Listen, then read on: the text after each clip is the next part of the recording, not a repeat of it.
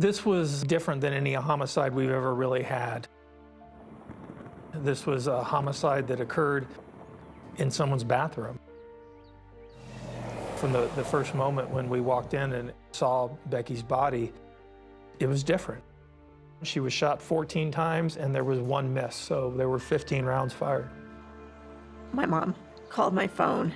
She was understandably hysterical, and she just kept saying, "Becky's dead." You never expect to get a phone call saying your sister's dead. It doesn't seem possible. She was an incredible nurse, but she was made to be a mom. I can't imagine someone looking at someone so beautiful and kind and still thinking that you should take her life from her. She must have been so scared. This brutal crime has had the Quincy community on edge and our residents living in fear. How big a story was this initially? It was huge. Were people scared that there was a killer loose? Definitely. How is this happening in our small town? Make sure you lock your doors. Turn on exterior lights. There were prowlers in the area, right next door, within a week of her being murdered. They're breaking into cars, they're trying to break into houses. It wasn't a random prowler. It was an execution. You don't kick down a door, chase them into a bathroom, shoot them once, and then shoot them that many more times in a random act. This was somebody who was there with a purpose. Did you think you'd probably be a suspect? I mean, you're the estranged husband in the middle of a very contentious divorce. I had to kind of make an assumption that, yeah, I probably was going to be a suspect. We learned that he was on Family Feud. It's time to play Family Feud. He gave a silly answer to a silly question. The question was, what is the #1 regret that people have from their wedding day? What's the biggest mistake you made at your wedding? Honey, I love you, but said I do. Not my mistake. Not my mistake. I love my wife. It wasn't said with any malice or bad intentions. It was supposed to be funny. It was the second most popular answer on the board. I do. It got attention to the case, but it had nothing to do with it.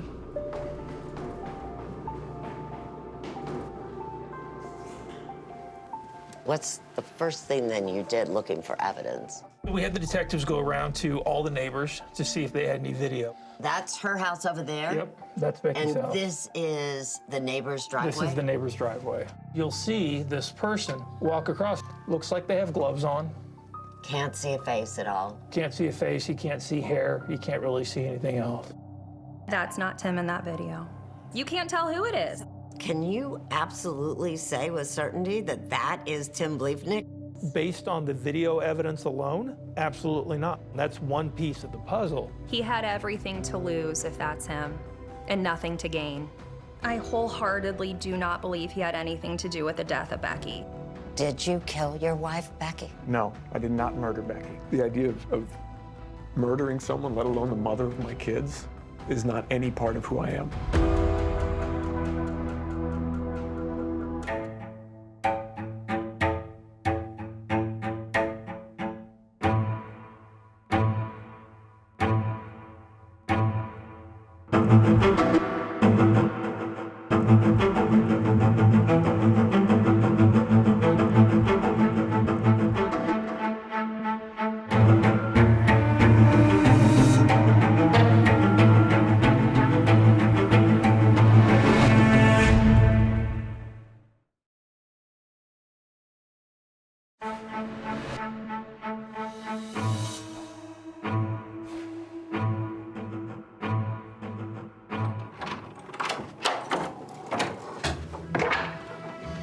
Josh Jones and Laura Keck have prosecuted hundreds of cases. 11 and 10 seconds. But no case has troubled them quite like the murder of Becky Bliefnick. You put yourself in the mind of Becky Bliefnick in the last moments of her life, the fear that she had to be feeling. You can't walk out of that house and not be affected by it. Becky was just 41 years old when on the afternoon of February 23rd, 2023, her own father discovered her lifeless on the bathroom floor of her Quincy, Illinois home. She'd been dead for hours, shot a total of 14 times. None of the wounds were immediately fatal. It took her minutes to die. It was an emotional response for both of us to realize not just that she had been executed, but that her last minutes were lying on a floor, alone, in the dark, in extreme pain, waiting to die. Quincy is a quiet town along the Mississippi River where violent crimes are rare and unsettling. She was a nurse who had 3 children. I think people were just horrified that a mother of 3 young boys could be shot and killed in her own home. Sarah Riley is Becky's older sister and her only sibling.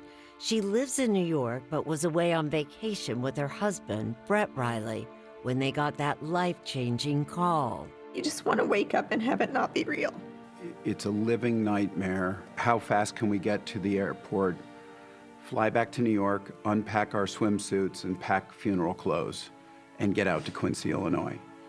And just holding each other up in screaming grief. How would you both describe her? Selfless. That really captures it. She thought of everybody that was in her life as somebody important and somebody special. The kids were her world. Becky's 3 sons, ages 12, 10, and 5, were not at home at the time of the murder. They were staying with their father, Tim Bliefnick, about a mile away. The couple was in the process of getting divorced. Tim says that when he couldn't reach Becky on the 23rd, he contacted her father. He said, hey, I haven't been able to get hold of her either. I'm gonna go over to the house. What happened to Becky should have never happened.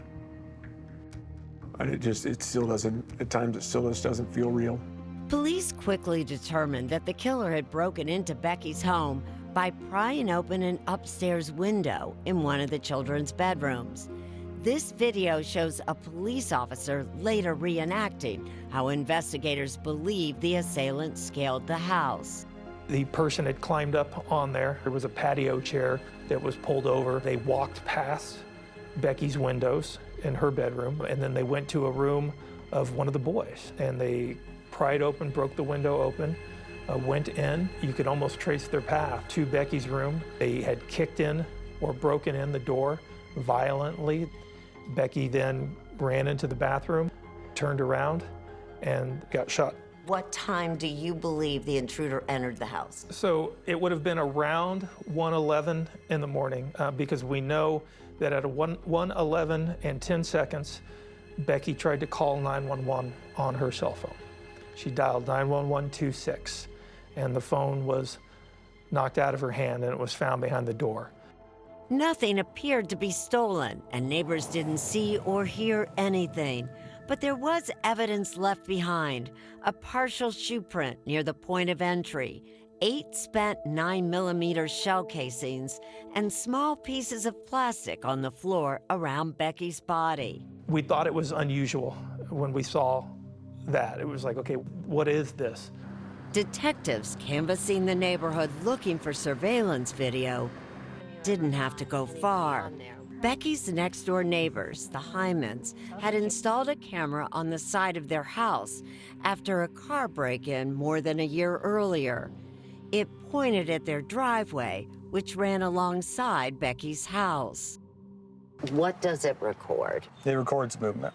So anytime it senses movement, it will notify us on our phones.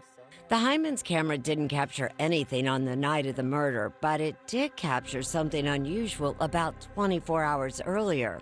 We've slowed down some of the videos so you can see them better. At 1:05 a.m., a person was seen walking down the driveway towards the back of Becky's house. And what appeared to be that same person was seen again 48 minutes later, this time walking in the opposite direction. The camera had also captured a similar incident about a week earlier, on February 14th, Valentine's Day. I saw that one in the middle of the night and texted Becky immediately.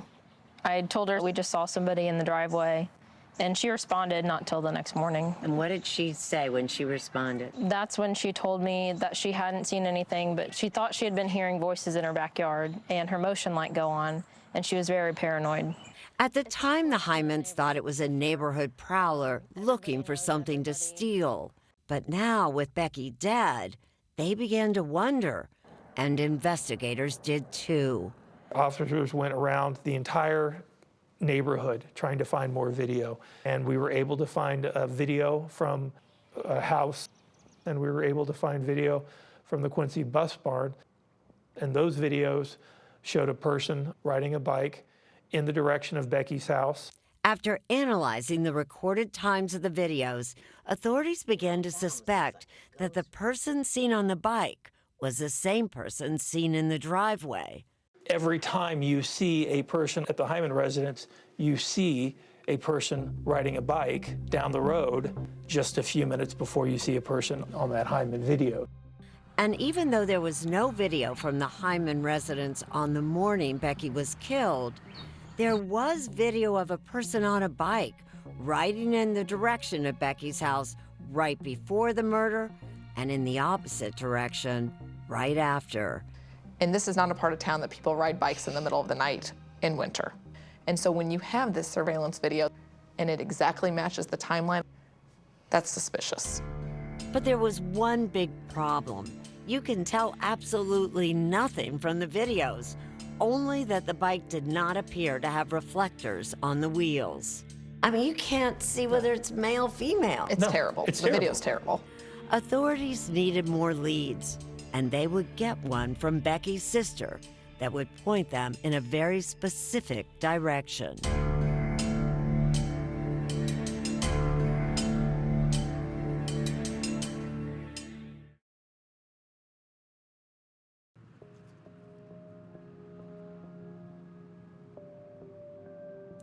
When Becky's sister Sarah and brother-in-law Brett learned of her murder, they say one person came to mind as the prime suspect, Becky's estranged husband, Tim Bliefnick.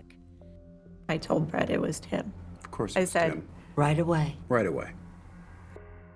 Tim and Becky met when they were students at Quincy University, but it wasn't until 2 years after graduating that they began dating. And how would you describe Becky back then? Happy, fun, she was beautiful. The two eventually moved in together, married, and started a family. Becky quit her job in pharmaceutical sales to become a stay-at-home mom, while Tim continued his successful career in the recycling industry. I thought this was it. You know, I'm gonna be 85 and sitting on a porch in a rocking chair with her, talking about how good life was. But things didn't turn out that way. She was very happy with their marriage for probably the first 5 years. And then, you know, things started to change. He got progressively more manipulative and controlling, and he didn't do any of the work ever at the house. Shannon Zanger is Becky's close friend. When she'd come over and we'd talk husbands, as wives do, she felt like she was shouldering most of the load. I thought, man, I really have a partner here, and she doesn't seem to have that partnership. Shannon and Sarah say the relationship only became more strained when Becky decided to go back to school to become a nurse. He not only did not support her, he did not increase his time with the boys. While Tim acknowledges that he wasn't in favor of Becky taking on a career in nursing, he says it was out of concern for her well-being. Because of the stress piece of it. Were you worried you'd have to pick up more of the work with the kids? Not at all. I've always been involved with the kids every day. In January 2021, after 11 years of marriage, Tim filed for divorce. Although he wouldn't discuss the specifics of why he filed, he hinted that it had to do with what he saw as a change in Becky's personality after she became a nurse. She struggled with patience and stress a lot, especially when it came to the kids, and it created some conflict. But Sarah says Tim is just making excuses, and she believes the reason Tim filed for divorce is because he couldn't control Becky. She says Becky was a loving mother and tried in vain to salvage the marriage. She wanted to go to marriage counseling with him, and he refused. Whatever the reason for the divorce might have been, one thing is certain. Things between the two soon turned contentious. According to divorce documents, they fought over just about everything: money, the marital home, and custody of the kids. I don't understand why it got so contentious if you were the one who wanted to get out. Yeah, I was the one that wanted to get out, and I tried on several occasions, but there are details that I'm not, that are hard to talk about that happened in the divorce. In the months after Tim filed for divorce, Becky began voicing concerns about Tim's behavior. She sent this text to a friend: "He has screamed in my face, he shoved me in front of the kids, and has thrown things across the room." And she texted another friend: "I truly believe Tim has serious mental health problems, and he is becoming more vengeful and unpredictable." But Tim says it was Becky who was vengeful. She told people I had an affair, which is untrue. She tried to tell people that I was an alcoholic, which is untrue. She was telling people these things because she was angry about the divorce. At one point, Tim sought an order of protection against Becky. He alleged Becky stalked and harassed him. He also referenced an incident where he said Becky had become combative during a disagreement at a parent-teacher night. Stop. The letter. I'm asking you to stop harassing me and stop I'm not following harassing me. you. I'm asking. He offered this video of the incident as proof. We'll make a copy I for don't you. want you to take me. Then Don't stop take, doing this. Don't take me. I don't. Then stop I doing didn't this. ask you to take me. Do you really think she was trying to hurt him in that video? I don't think anybody was trying to hurt anybody. I think you have two parents that were having a disagreement and didn't know how to deal with it. Casey Schnock was one of Tim's divorce attorneys. The judge didn't grant that order of protection. Did not grant it, no. Days after Tim filed for that order of protection, and more than a year before her death, Becky sent her sister Sarah this text: "If something ever happens to me, please make sure the #1 person of interest is Tim." She would later make similar statements to friends. I said, "What did he do?" And that text was prompted by the murder of one of her colleagues. One of the nurses that she knew was murdered by her partner. That scared her. She felt like this could happen. This is real. I never understood where that came from. We would get into arguments, and sometimes we would get loud, but that's all it amounted to. Sarah says she recommended Becky seek help from a domestic abuse organization, and eventually, Becky filed for an order of protection against Tim. In her petition, she alleged that Tim entered her residence without permission. She also said that he repeatedly falsified interactions between the two.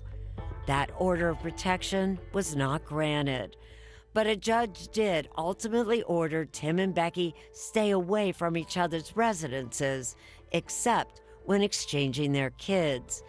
And the judge also ordered Tim to return a 9mm handgun that Becky had gifted him when they were together.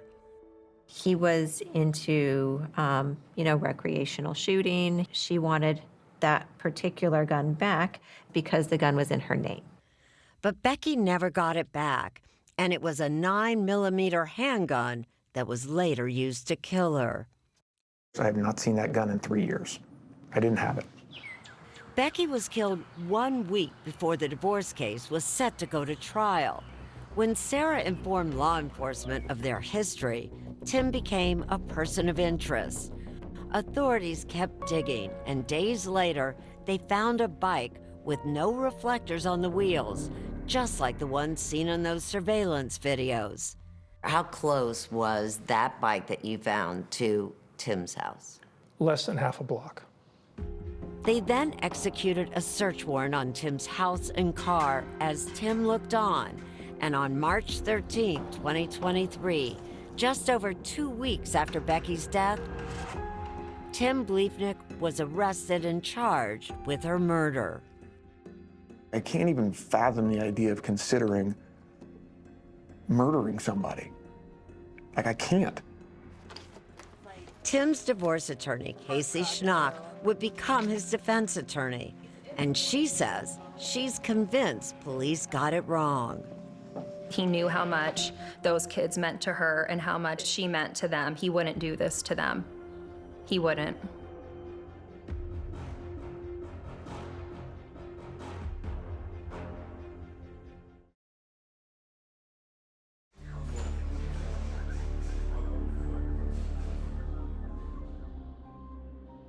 When Tim Bliefnick was arrested, it made national news. He competed on Family Feud as his whole town cheered him on, but his local hero status is over now that he's in large part because of that appearance he made alongside his parents and brothers on the game show Family Feud. All right, Timmy, talk to 100 married people. What's the biggest mistake you made at your wedding? Honey, I love you, but said I do. The episode was filmed in 2019, nearly 2 years before Tim filed for divorce. But because of the charges he now faced, it had people talking. And there was also chatter about Tim's appearance in his mugshot, although it was no surprise to Becky's family. We had seen through social media the deterioration of his appearance, and that went hand in hand with the deterioration of his mental state over the course of the divorce. But Tim says that's not the case and that he had been growing out his hair for a fundraiser for cancer research. I'm not a violent person. I'm not an angry person. I've never been that way. Tim's attorney, Casey Schnock, was determined to prove his innocence. She says just because Tim and Becky were going through a messy divorce, it doesn't mean he killed her. It wasn't pretty, but the things that they were fighting over were not monumental things. You know, there were a number of friends, Becky's friends, who said that she expressed great fear of Tim. Yeah, that's a lot of girl talk. I've never seen any pictures of her with bruises, of marks, any allegations of him beating on her. Nothing. But Adams County prosecutors, Josh Jones and Laura Keck, say even though there may not have been physical abuse, there was emotional abuse, evident in Tim's texts to Becky. What do his text messages reveal? So I would say what they reveal is somebody who wants power and control. He wants to control the relationship. He wants to control how people perceive him. Tim denies that. She wasn't the one that was emotionally abused. I tried to create space. I tried to stay out of her life. And Tim says he has an alibi for the time of the murder. He says he was home with their 3 kids. They were sleeping over that night because Becky had asked him to keep them an extra night. She told him that she wasn't feeling well, and he said, that's fine. That's how you want to see 2 people in a divorcing situation act with kids. But Jones and Keck believe Tim saw an opportunity. She showed weakness to a predator. And that's what predators do. When they see a weakness, they attack. And they also say that explains the intruder's point of entry, an upstairs window in one of the kids' bedrooms. If you're a random intruder, why do you go to the 2nd floor window? You go past not just 1 window, but 3 windows that are possible entrance points, and you just happen to get lucky that it's a little boy's room that's not there that night.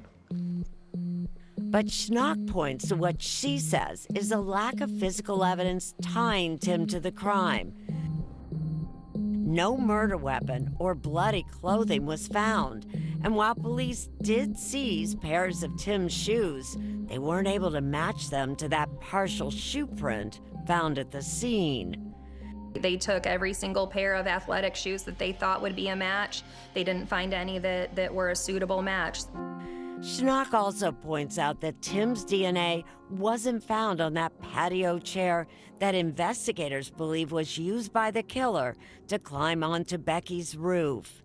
Nothing on that was connected to Tim. They took every pair of gloves from Tim's car, house, and that they could find, and none of those gloves had anything that linked him to this crime. But if Tim didn't kill Becky, who did? If I knew that answer, I would have given that name or whoever it was a long time ago. Tim's attorney says that she believes investigators should have given more weight to the idea that it could have been a random prowler who killed Becky in a break-in gone wrong. Remember, police found those videos of a person on a bike and a person walking down Becky's neighbor's driveway. Tim insists it's not him in those videos. You cannot say with any degree of certainty who that person is on any of those videos. All you see is a bike without reflectors. And even though a bike with no reflectors on the wheels was found less than half a block from Tim's house, Schnock says that doesn't mean anything. His DNA was not found on that bike, and we don't even know that the bike that was found is the same bike that was in the video. But prosecutors Jones and Keck say they did find evidence tying Tim to that bike. We were able to download information off his phone, and we found that Mr. Bliefnick had a what I'll call burner or fake Facebook account for the name John Smith. And they say that John Smith Facebook account appeared to have been looking at this bike for sale. It's a blue Schwinn with no reflectors on the wheels, just like that bike that was found. I have a fake Facebook account. I'm not proud of it, but people do it. Isn't it a bit of a problem, though, that on his phone he gets an alert for that blue bike? Sure. Are there similarities? Sure, but that's not the only abandoned bike that's been found around town. Jones and Keck say they're confident they got the right guy. So the detectives followed the evidence exactly where it took them, and there was one inescapable conclusion, that it was Mr. Bliefnick. But despite their confidence, they soon faced quite a challenge.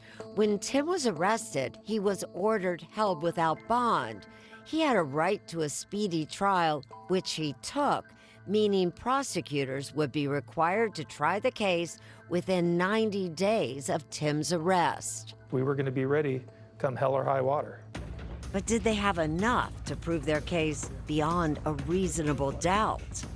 Juries expect a confession. They expect that DNA evidence that says 1 in 500 million. We're going to have to show them that that's not what we have here. What do you make of Tim Bliefnick's answer on Family Feud? Take a look at the case evidence at 48hours.com.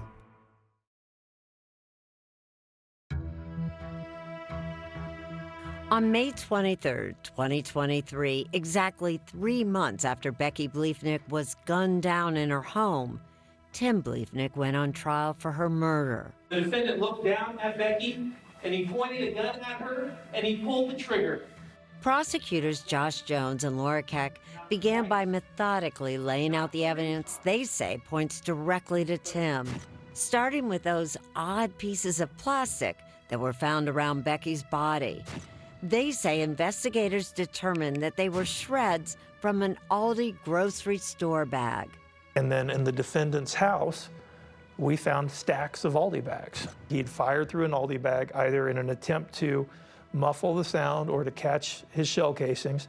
And prosecutors say that in the process, DNA was left behind on a piece of that plastic. An expert testified that it was more likely than not that Tim was a contributor.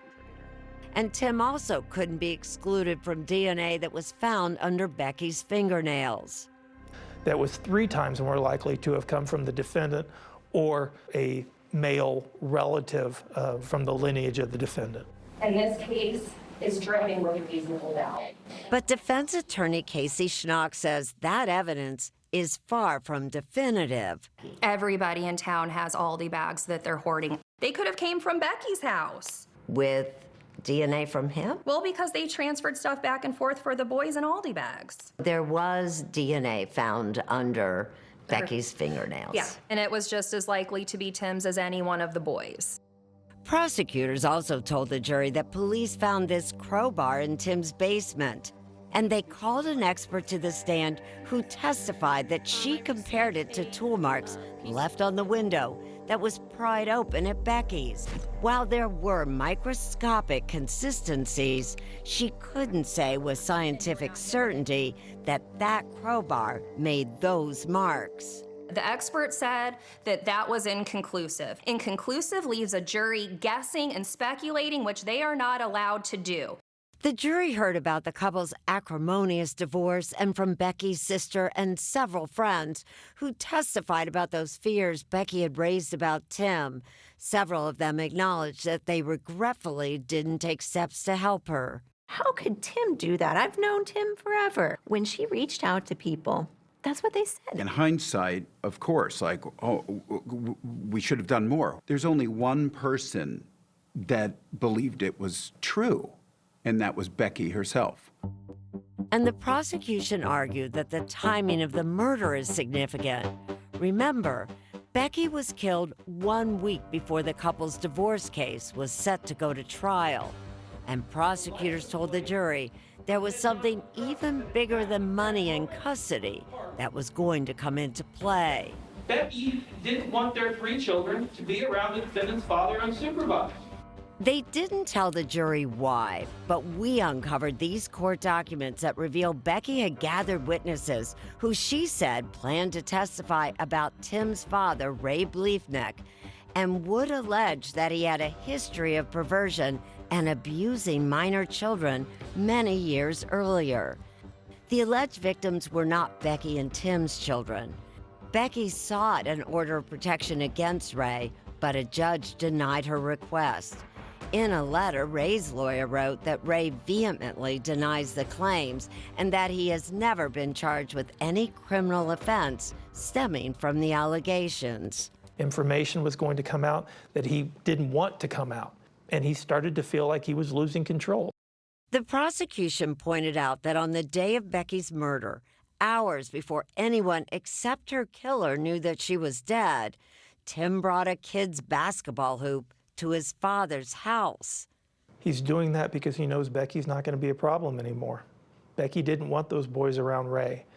And in Tim's mind, that problem was solved because Becky was dead. I really don't buy that. Why not? Because the boys weren't restricted from seeing Ray to begin with. They just couldn't see him without supervision. And Schnock says those allegations were old news. So all of those allegations were in pleadings that her attorneys had filed, and at that point were already a matter of public record. It doesn't make sense that he would throw his life away over a divorce and keeping information out of the public eye that, quite frankly, was already out. But the prosecution wasn't done. The jury was also shown numerous damaging searches found on Tim's phone, like how to open my door with a crowbar, how to make a homemade pistol silencer, and how to clean gunpowder off your hands. It was mind-boggling. It was mind-boggling, yeah. And remember that person caught on camera in Becky's neighbor's driveway on Valentine's Day about a week before the murder?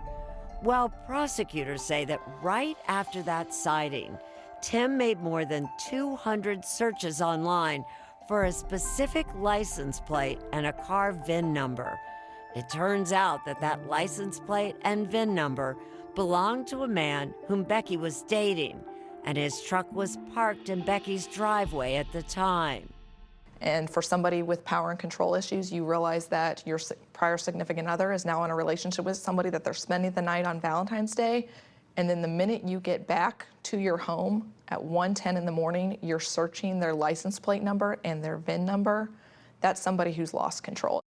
Tim insists he had learned about Becky's new relationship months earlier. I actually didn't care. It sounds like you were kind of obsessed, because... No.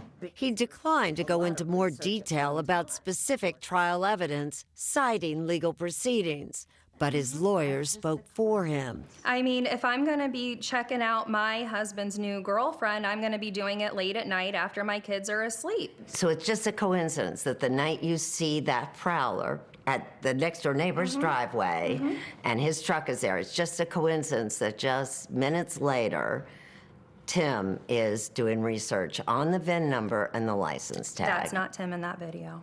What about the searches that were found on Tim's phone? There's no date or time as to when those searches were done.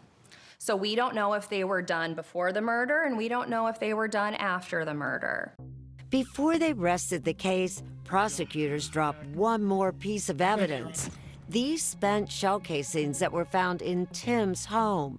An expert testified that she compared them to the shell casings found at the crime scene and determined that 27 of them had been fired from the exact same gun used in the murder.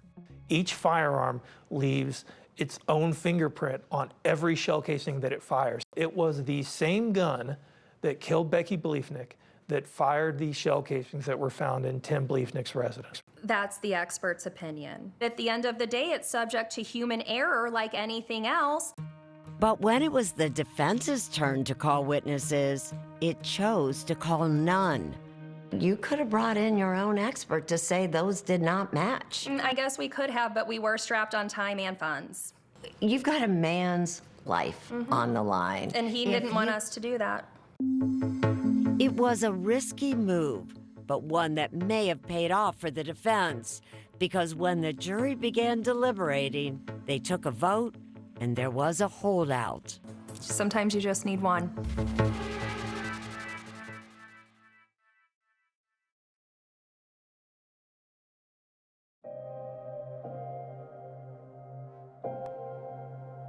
When the jury began deliberating after a 6-day trial, Tim Bliefnick was on edge.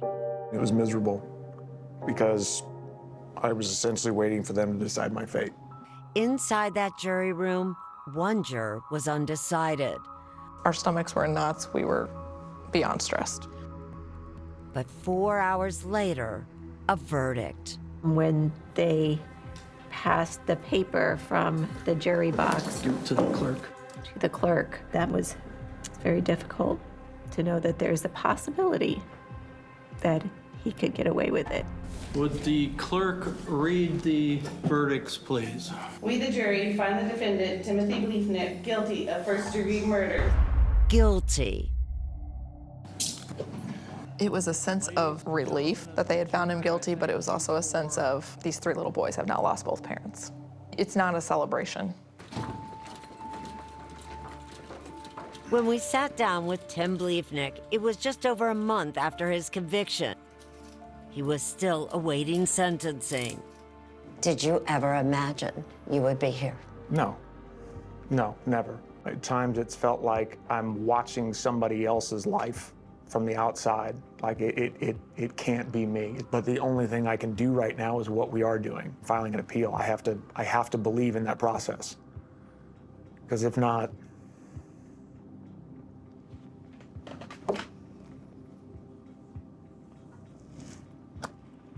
Tell me what you're thinking right now. my kids. I just want them to know that I love them, that I miss them. I'm innocent. I didn't kill Becky. But Becky's sister says Tim is right where he belongs. He called my dad to set him up to find her. That alone shows how cruel he really is, as agonizing as our pain is.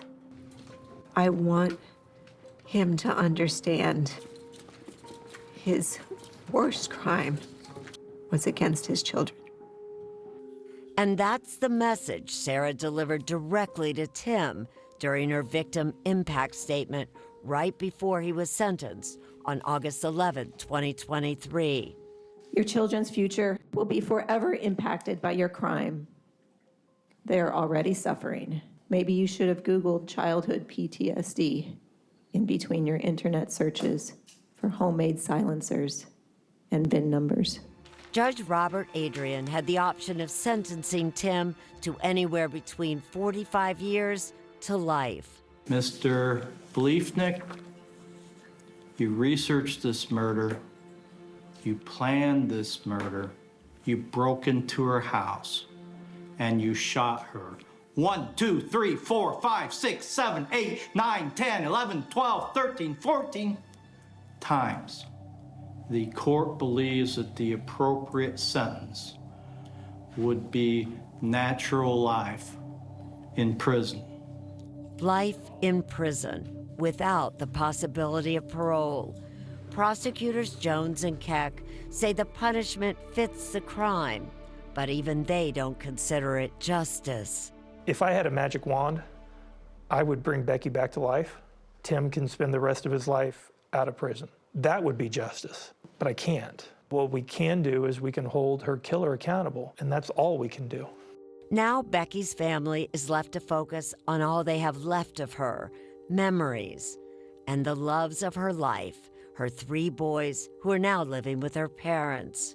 We will all work together to make sure those boys have the life they deserved. And we started a GoFundMe to support the boys. And Becky's family and friends hope that Becky's mission in life will now become her legacy. Becky would have wanted positive change to happen. She would want somebody else's life to be saved. If we can learn anything, if somebody reaches out to you and says that they're scared, they believe that their partner or whoever it is capable of violence, we need to believe them and make an active effort to make sure they're safe.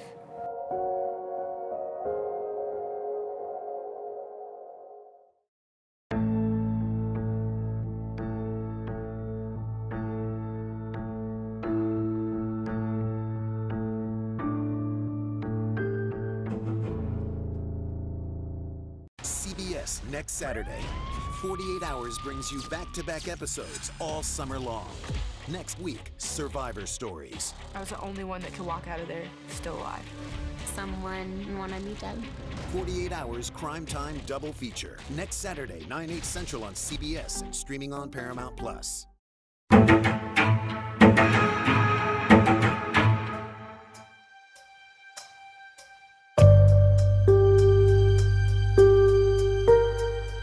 I'm Anne-Marie Green, and welcome to 48 Hours Post-mortem. This week, we're talking to the team behind the 48 Hours episode called The Game Show and the Murder. Joining me today are 48 Hours correspondent Erin Moriarty and producer Stephanie Slifer. Thank you so much for joining us. Thank you for having us. Yeah, and we love talking about this case because we've spent few months talking about this case. We should get into it. Listen, if you are a true crime junkie, or if you have any interest in true crime, you'll remember when this case came out because it was a headline built for the tabloids. Just in case people can't remember, here's a quick recap.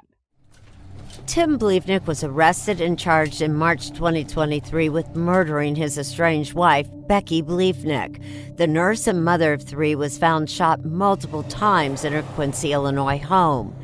After the arrest, an answer he gave on the game show, Family Feud, years earlier, got people talking. The question was, what is the number one regret that people have from their wedding day? And you said? I said, saying I do. It was supposed to be funny. Prosecutors Josh Jones and Laura Keck say it wasn't the game show. It was other evidence that led them to Tim Bliefnick.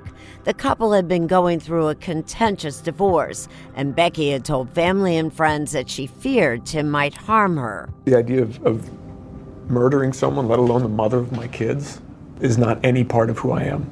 And there was this surveillance video of a person riding a bike in the direction of Becky's house right before the murder and in the opposite direction right after. Prosecutors believe it's Tim Bliefnick, but there's one big problem. I mean, you can't see whether it's male, female. It's terrible. The video's terrible. That's not Tim in that video. You can't tell who it is. Casey Schnock is Tim Bliefnick's defense attorney. There were prowlers in the area. It wasn't a random prowler. It was an execution. So this small town case gained national attention in large part due to an answer Tim gave on an episode of Family Feud. And while there's no connection between the murder and the show, is this how the case first got on your radar? Is this what piqued your interest? Well, I think we were like everybody else. When you realize that 3 years earlier, before his wife is killed, he's making this offhanded remark about the regret he had on his wedding day with saying, "I do." But of course, he was picking a very good answer for Family Feud. So, it was a good answer? Right. It was. It turned out to be like the one. It was number 2 on the board. No. Yes. So, I mean, he really was playing the game right. But really, I think the reason why I wanted to do it is that this was the perfect family when you looked at it from the outside. This beautiful couple with these 3 adorable kids living in Quincy, Illinois, you know, just the heart of the Midwest. And they seem to have it all. So when I go into these kind of stories, I think, do they really have it right? Would this man really throw his entire life away? It didn't make sense because these kids would lose both their mom and their dad. It didn't make sense. So that's what drew me to it. Yeah. What about you, Stephanie? Absolutely. I agree with what Erin said. I mean, of course, it came on our radar because of the Family Feud connection. That's what brought it to the top of the headlines. But we very quickly realized it was about a lot more. And in fact, when we went and met with the prosecutors, they even told us it has nothing to do with the case. It never factored into the prosecution. They never had plans to bring it up in court. In fact, the prosecutor said to us he felt it would have been denigrating to the case that they were putting together. So it was an unfortunate coincidence, but it had happened many years earlier. And, you know, most people at the time even thought it was just a joke. Becky's sister told us she wasn't really bothered by it at the time. I think one of the things that kind of bothered me watching this is precisely what you said, Erin, that this looked like a perfect family. But you know what? Perfect families fall apart. Marriages don't always work out. He says that she was under too much pressure. She was taking on too much. She says he was controlling. It wasn't working out. He left. He was getting everything that he wanted. And it would seem like it should not have ended like this. It didn't make sense. People get divorced all the time, and it doesn't end in murder. And Erin asked Tim in the interview, you filed for divorce. Why not just end it? Right. Why have this drag out? And he didn't really want to get into the details of that for whatever reason. So how did you manage to get this interview with Tim? It took a lot of patience and perseverance. We started by sending Tim a letter, and we did not hear anything back after that. And then we went to town for the trial and to begin conducting interviews.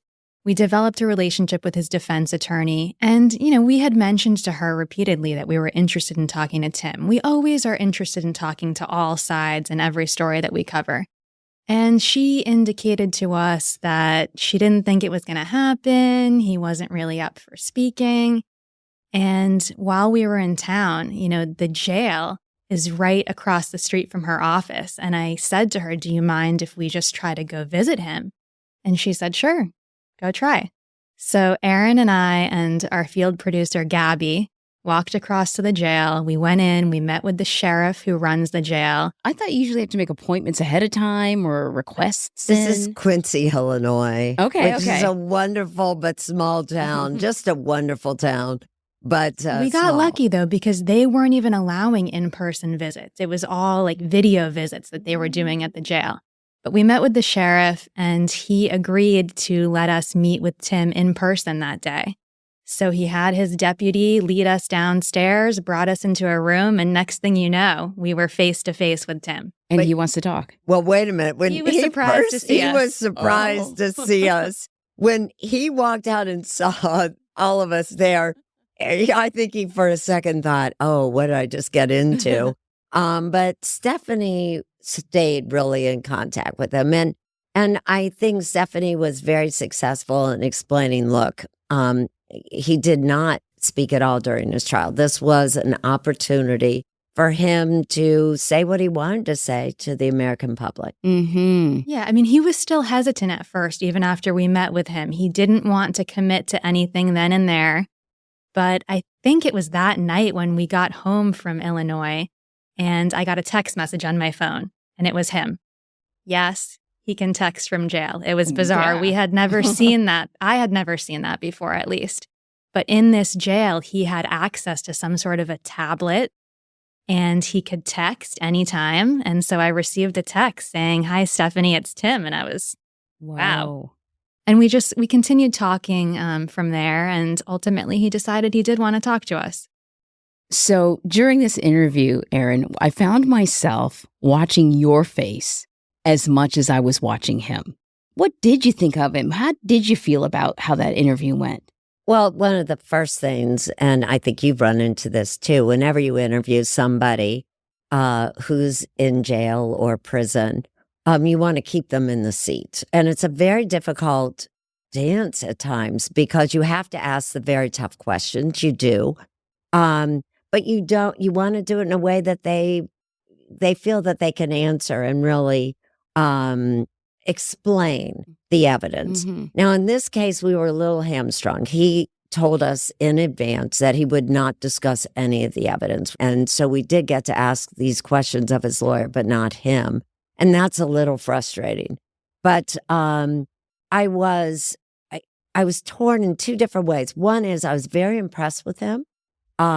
He was very well spoken. He seemed very emotional. He said several times that he did not kill his wife and would not have killed his wife. But the problem was he was a very, very controlled interview, and that didn't quite match the evidence that we know at trial. Was he able to explain how he ended up in this situation? If it wasn't him, then how did things end up like this? He doesn't have, we of course asked whether then who would. Does he have another idea who? Because, this was a very violent murder. Mm-hmm. She was shot 14 times, close range, in a period of a minute.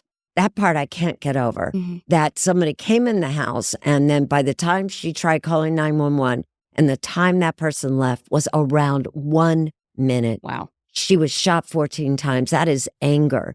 And so, who else would have that kind of anger? And he did not have an answer for that. So let's talk a little bit about Tim and Becky's relationship. In the hour, you showed a video of Becky and Tim during one of their arguments. Tim said that Becky had become combative during a disagreement at a parent-teacher night. I want to play a little sound. Stop. The letter. I'm asking you to stop harassing me and stop following me. I'm not harassing you. I'm asking. He offered this video of the incident as proof. I will make a copy for you. I don't want you to take me. Then stop doing this. Do you guys sort of think about how much of their relationship you want to show? You want to be unbiased. Well, I felt it was important to show that particular snippet because he had actually filed for an order of protection in part based on that. That was his evidence. And when I saw it, I saw a woman who was upset that he was photographing her with his phone, but I didn't get the feeling from looking at it that she was threatening him. And here he was going to court asking for an order of protection. So I thought it was only fair for viewers to make their own decision. Maybe somebody else looking at it would feel differently than I did. But I think it was more the way you described. These are two people going through a contentious divorce. But I didn't see, in my view, but somebody else might see it differently. I didn't see her threatening him. Yeah. I saw a very frustrated woman, and he was recording it. Yeah. And, when Becky had tried to get an order of protection against Tim, she wrote in her petition that he would often falsify interactions between the two. So he was alleging in this parent-teacher night that she was combative. Now we have video. Let the viewer decide for themselves. So the other thing about this case is that there isn't really the clear bridge between this toxic relationship that they're in that has fallen apart and a homicide. You're like, how do you make that leap? But then there are some text messages that are presented by the prosecution. I want to play a little sound from the episode. Days after Tim filed for that order of protection, and more than a year before her death, Becky sent her sister Sarah this text. "If something ever happens to me, please make sure the number one person of interest is Tim." She would later make similar statements to friends. I said, "What did he do?" And that text was prompted by the murder of one of her colleagues. one of the nurses that she knew was murdered by her partner. That scared her. She felt like this could happen. This is real. You know what? When I, look at those texts, what I was most struck by was the prosecutor, Laura Keck, who said to us that the reason why this case had stayed with them so much is that sometimes abuse doesn't end up with bruises, and that they really believe that Tim Bliefnick was not just controlling, but abusive in a way that you only see behind closed doors. And that those texts, it wasn't just one or two, reflected the fact that, sadly, Becky was seeing something that her friends and the neighbors and people didn't see. And that is what has stayed with me. Mm-hmm. Yeah, I mean, that's the thing. Becky was shouting from the rooftops pretty much that she was scared of Tim. She had a feeling something bad was going to happen. At trial, 8 people testified that she had expressed fear to them.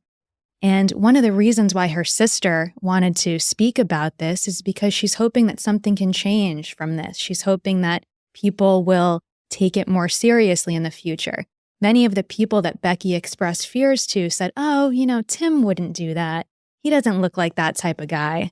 Wow. Watching that interview, it was really hard to make the connection for me between what he is in prison for and this guy who looks like any guy that, you'd see in suburbia, cutting his lawn and taking his kids to soccer. And can I just, if in fact he did, and we know he was convicted of it, 14 times she was shot. That reflects such anger. Yeah. And I didn't see any of that in Tim. There is a lot we didn't see.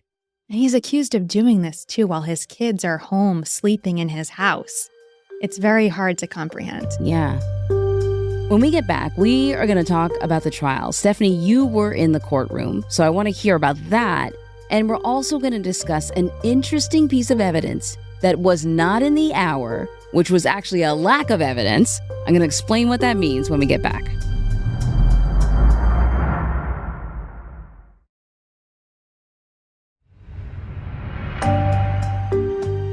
Welcome back. This case really moved at lightning speed. Becky was gunned down, killed in her own home on February 23rd, 2023. Tim went on trial for her murder May 23rd, 2023. Exactly 3 months later. Prosecution had 90 days to bring this to trial. That is an unusual timeline, I think. Usually these things take years almost, right? This is the first time for me, actually. I mean, I know that, of course, I'm familiar with the concept of speedy trial, but here's what happened. So she is shot. The evidence is pointing toward Tim. They arrest him. He has a right to a speedy trial, which means that they had to bring the case in 90 days. Why? That just was so fascinating to me because I thought, can they develop a case in 90 days? Sometimes DNA tests take 90 days. Right. And so one of the reasons why I was so interested in doing this case is, you only get one bite of the apple. They're going to take him on trial. They don't convict him. It's done. Could they prepare a case in time? Yeah. And they did a remarkable job. Yeah. They pulled it off. I mean, the police work that went into this was amazing. And you mentioned, something that did not make it into the hour. That was a very interesting piece of evidence. And it dealt with a fitness tracker that Tim would wear around his wrist. It's called a Whoop. And when investigators executed a search warrant on Tim's house and car, they noticed that he was wearing this fitness armband. And so they were able to obtain it and retrieve data from it.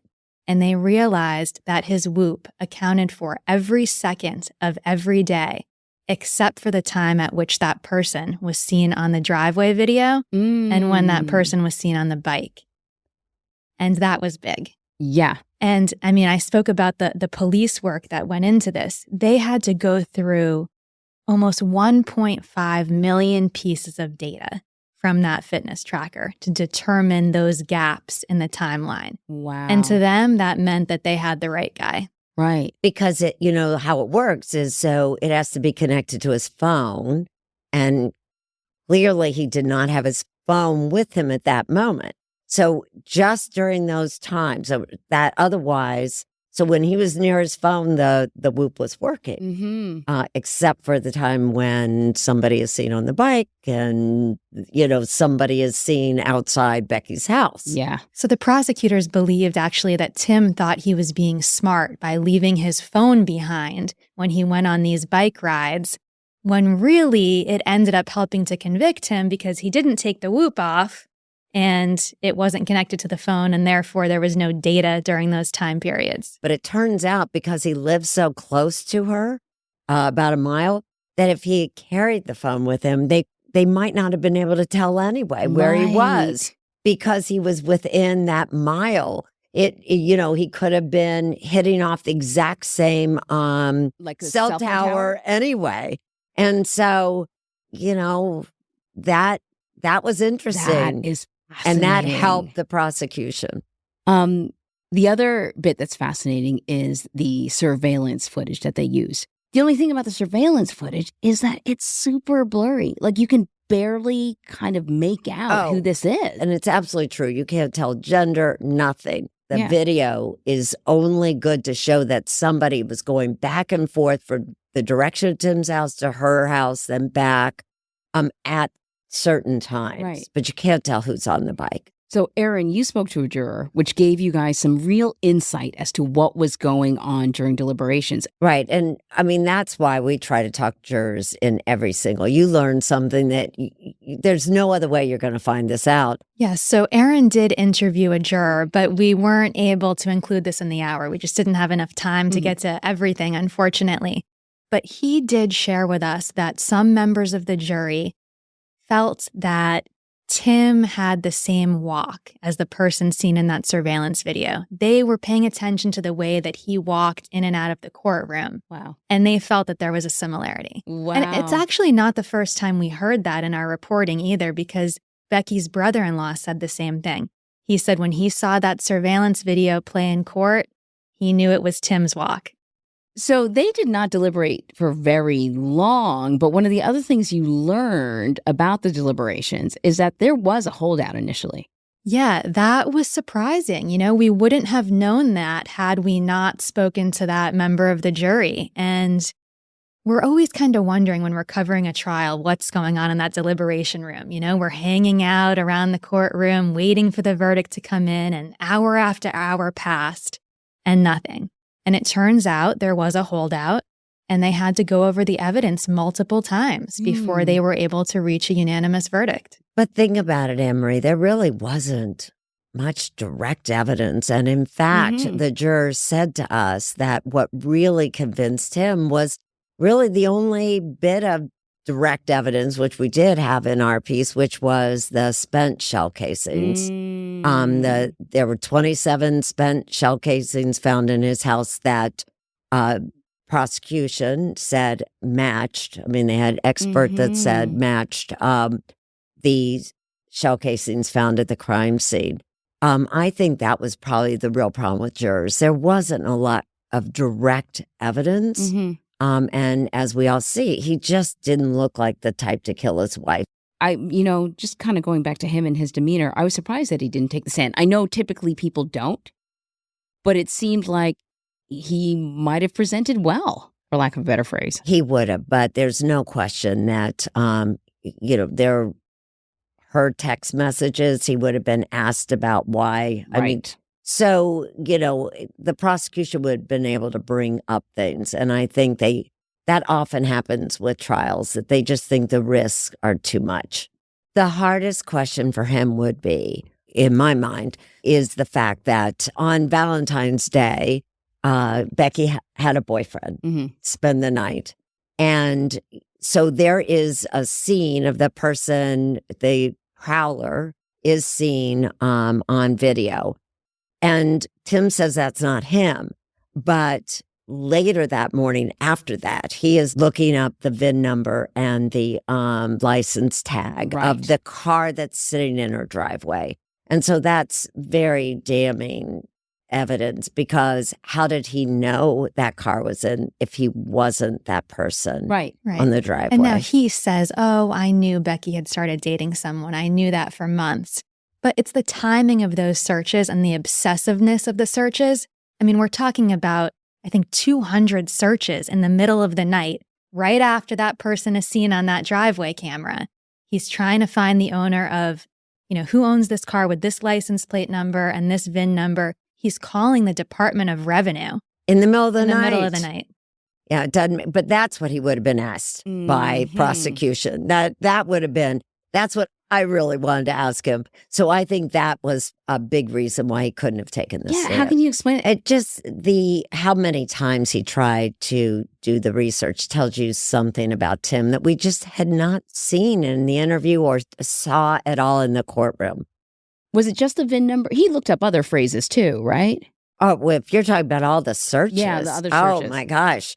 I mean, that also was very incriminating. So they found a number of searches on his phone. And now we don't know, and I'm not quite sure why they couldn't tell when he made these searches, but they couldn't say when.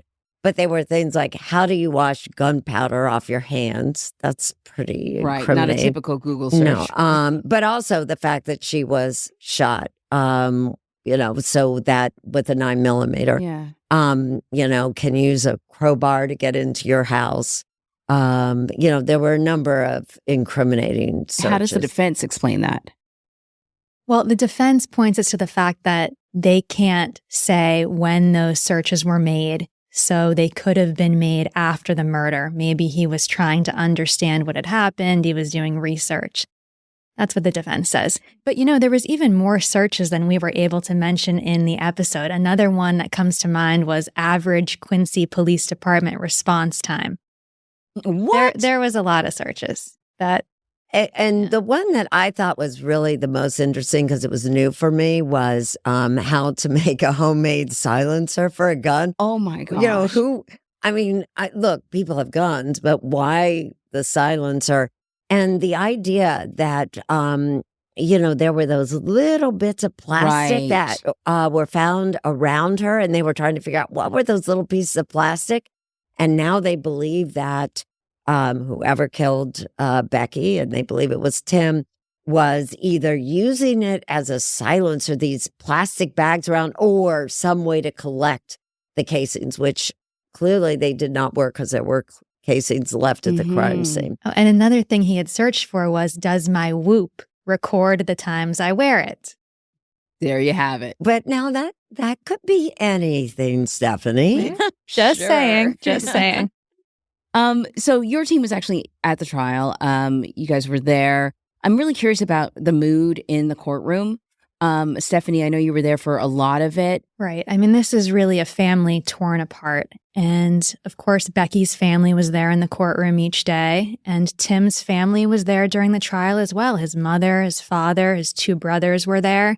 And I got the sense that this was the first time they were hearing all the evidence. And they're trying to comprehend it all as it's being presented in court and what this means. And it was heartbreaking because you're really just thinking about Becky and Tim's 3 kids during all of this, too. They've lost their mother, and now they're potentially losing their father, too. Yeah. The juror said something, and we see it every time we cover these trials. So you have this couple, and their families came together for a marriage. And then at this trial, it's a little like the same thing. You have the bride's family on one side and the husband's family on the other. But this time now it's the state, the prosecution, and the defense. And that's really heartbreaking. And nobody ever shares sides. They're always sitting on opposite sides of the courtroom. And that strikes me. It never seems old to me. It strikes me anew every time I see it. And it struck the juror that we talked to as well. Mm-hmm. Tim was found guilty of first-degree murder and sentenced to life in prison without parole, without the possibility of parole. But I want to talk about Becky's sister's impact statement. She delivered this directly to Tim before he was sentenced. You actually, this interview, to remind people that you were able to do, Erin, happened before he was sentenced, found guilty, but had not been sentenced. So this is sort of fast forwarding in time, and she's able to speak to him directly. I want to play some of that sound. Your children's future will be forever impacted by your crime.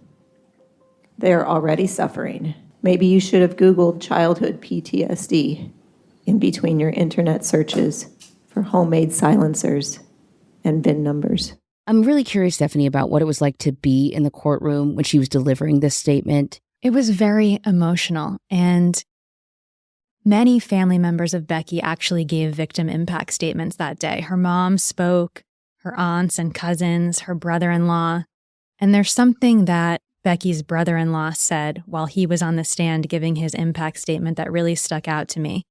He said to Tim, and he was looking directly at him, "You rode on that bike that night towards all of us." And it just really put in perspective the amount of victims in this case. You know, everyone who knew and loved Becky has been impacted by this. And I think that that's really what they were trying to get across in the impact statements. And I was just really struck by how forcefully they all spoke. And Becky's brother-in-law and sister in particular looked directly at Tim the entire time. And when Becky's sister actually walked off the stand, she stared directly at Tim's parents. And his parents were sitting behind me. His mom, I think, had sunglasses on, so it was hard to tell what their reaction was, but it was certainly a tense moment in the courtroom. Any final words on this episode in this case? If this case has gotten national attention because of Tim's answer on Family Feud, to go beyond the humor of that and to recognize how serious, there's a real serious message with a case like this about hidden abuse. Mm-hmm. And Becky's sister is fully aware that the reason why this case got the attention that it did is because of Family Feud, but she's made the decision to use that to their advantage. They have this platform and they want people to learn from Becky's story. You know, one of the things that Sarah told us in our interview with her is that, you know, she's just hoping that in the future, if anybody that's in a position like Becky, she wants them to be able to find a way to make themselves safe. And, you know, whether that's having a working alarm system or, you know, telling people repeatedly like Becky did, but making sure that the person you're scared of knows that you've told those people. Stay with someone else. Don't be alone. Don't let there be an opportunity for something like this to happen. Yeah. That's a really good message. This is a case where what you see on the surface is not necessarily what's happening, but, you know, beneath the surface. In that she doesn't come off as an abused woman. He doesn't come off as an abuser. There were no bruises that I was aware of or talk of physical abuse. And we have this sense that in order for a situation to get to the point where someone is killed, there must be an escalation. It must go from arguing, toxic, physically violent before we get to murder. Doesn't necessarily have to be the case. You can have abuse without bruises. That's what the prosecution said. Yeah. But I should point out, as we're, you know, coming to an end on this, that this may not be the end of the case. Tim made it very clear to us in the interview that he is appealing this case. And I have run into this in the past. Remember what Stephanie had said, that there were 8 witnesses at trial who talked about the fact that she had either texted or told them that she feared that Tim was going to hurt her. Mm-hmm. Well, the problem is Becky is dead and Tim could not confront the accuser. And in some cases in Wisconsin, I've covered another case, the trial was overturned because the judge allowed in that testimony. So, is this hearsay? Would that be argued? The judge did not view it as hearsay, but it depends if he appeals. Right. So if it doesn't end, I mean, he is appealing this case, and it's based in part on the fact that the judge allowed in these witnesses to talk about what Becky said when Becky wasn't there to explain. Really fascinating. So this may not be the end of this. Be sure now to join us next Tuesday for another postmortem. And if you're liking the show, please rate and review 48 Hours on the Apple Podcasts. Watch 48 Hours as well Saturdays, 10, 9 Central on CBS and streaming on Paramount Plus. And be sure to follow 48 Hours wherever you get your podcasts. You can also listen ad-free on the Amazon Music or Wondery app.